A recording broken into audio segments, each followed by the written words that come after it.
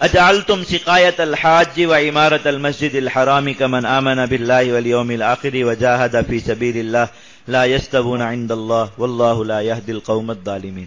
یہ ہمارے مباحث جہاد میں ایک خاص بحث، اور سورہ نساء میں بھی اس سلسلے میں 2 آیات تھی. میں نے قصداً وہاں انہیں ترک کیا کہ سورۃ التوبہ میں جو آیات ہیں یہ اس بارے میں زیادہ واضح ہیں، تو ان کے ساتھ ملا کر ان کا مطلب اور ترجمہ بیان کیا جائے. سورہ نساء میں آیات ہیں لا یستوی القاعدون من المؤمنین غیر اولی الضرر والمجاہدون فی سبیل اللہ باموالہم وانفسہم فضل اللہ المجاہدین باموالہم وانفسہم علی القاعدین درجہ. یہ آیت، اور یہ اجعلتم سقایۃ الحاج، یہ ان آیات سے بالکل واضح طور پر جو مسئلہ ثابت ہوتا ہے وہ یہ ہے کہ جہاد فی سبیل اللہ اسلامی اعمال میں افضل ترین عمل ہے، اور کوئی عمل اس سے بڑھ کر اللہ رب العزت کے ہاں فضیلت اور مقام نہیں رکھتا. بہت واضح طور پر ان 2 آیات میں یہ بات آئی.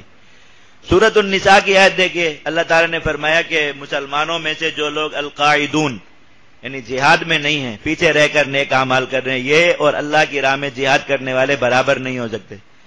اب برابر نہیں ہے تو ان دونوں میں سے کون زیادہ فضیلت والا ہے؟ فضل اللہ المجاہدین باموالہم وانفسہم علی القاعدین درجہ. اللہ تعالیٰ نے اپنی راہ میں جان و مال سے جہاد کرنے والوں کو پیچھے رہ کر اعمال کرنے والوں پر فضیلت دی. یہ اس آیت کا ظاہری ترجمہ ہے سیدھا. اور یہاں جو یہ آیت ہے اجعلتم سقایۃ الحاج، اللہ تعالیٰ فرما رہے ہیں کیا حاجیوں کو پانی پلانا اور مسجد حرام کو ہر وقت آباد رکھنا اپنی عبادت سے تم نے اس شخص کے عمل کے برابر سمجھ لیا جو ایمان لا کر اللہ کے راہ میں جہاد کرنے کے لیے چلا گیا؟ لا یستوون عند اللہ، یہ لوگ اللہ کے ہاں برابر نہیں ہو سکتے. اور پھر اگلی آیت میں فرمایا کہ جو ایمان لا کر جہاد کرنے والے لوگ ہیں وہ ان سارے اعمال سے افضل. اس آیت کا شان نزول کیا ہے؟ تو ایک تو سیدھے الفاظ سے ایک بات واضح ہے کہ اللہ رب العزت کے ہاں مجاہد کے عمل کے برابر کسی کا عمل نہیں ہے. آیت کے شان نزول سے بھی اسی بات کی تائید ہوتی ہے.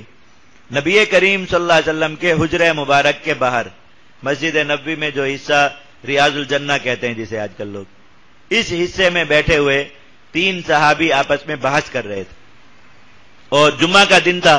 نبی کریم صلی اللہ علیہ وسلم کا انتظار تھا کہ آپ گھر سے تشریف لائیں گے اور جمعہ کا خطبہ دیں گے. وہاں انتظار میں بیٹھے ہوئے اور آپس میں اونچی آواز میں بحث کر رہے ہیں.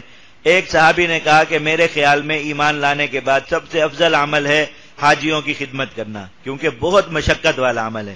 تو آج اللہ کے نبی صلی اللہ علیہ وسلم تشریف لائیں گے، میں ان سے اجازت طلب کروں گا کہ مجھے بس رخصت دے دی جائے، میں اپنا گھر بار چھوڑ کے وہاں چلا جاتا ہوں اور سال بھر وہاں حاجیوں کی خدمت کا سامان جمع کیا کروں، اور حج کے موسم میں جب حجاج وہاں آئے تو ان کی خدمت کیا کروں. میرے خیال میں کوئی بھی مسلمان اپنے کسی عمل کے ذریعے مجھ سے آگے نہیں بڑھ سکے گا. دوسرے شخص نے کہا کہ نہیں، مسجد حرم میں اللہ رب العزت کی عبادت کرنا یہ سب سے افضل عمل ہے، اس لیے کہ حرم میں عبادت کرنے والے شخص کی عبادت عام جگہ پر عبادت کرنے والے سے 1,00,000 گنا بڑھ جاتی ہے.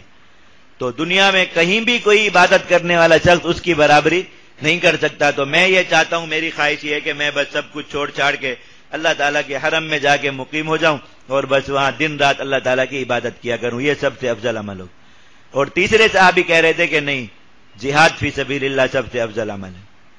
اب یہ آپس میں ایک دوسرے پر دلائل کی بوچھاڑ کر رہے ہیں، وہ اپنے حق میں دلیل دے رہے ہیں، وہ اپنے حق میں دلیل دے رہے ہیں. حضرت سیدنا عمر رضی اللہ تعالیٰ عنہ ان کو ڈانٹ کے چپ کرایا، کہا یہ ایسا مسئلہ ہی نہیں جسے تم اپنی عقل سے حل کر سکو. کون سا عمل فضیلت والا ہے، کون سا کم ہے، کون سا زیادہ ہے، یہ فیصلہ اللہ اور اس کے رسول سنا سکتے ہیں، تم نہیں کر سکتے.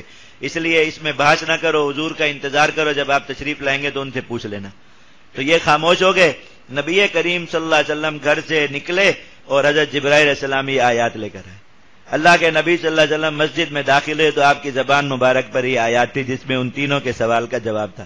اللہ تعالیٰ نے فرمایا کہ حاجیوں کی خدمت کرنا اور مسجد حرام میں کل وقت رہ کر عبادت کرنا جہاد فی سبیل اللہ سے افضل کیا ہوتا، جہاد فی سبیل اللہ کے برابر بھی نہیں ہو سکتا. لا یستوون عند اللہ، اللہ کے ہاں یہ برابر بھی نہیں ہے.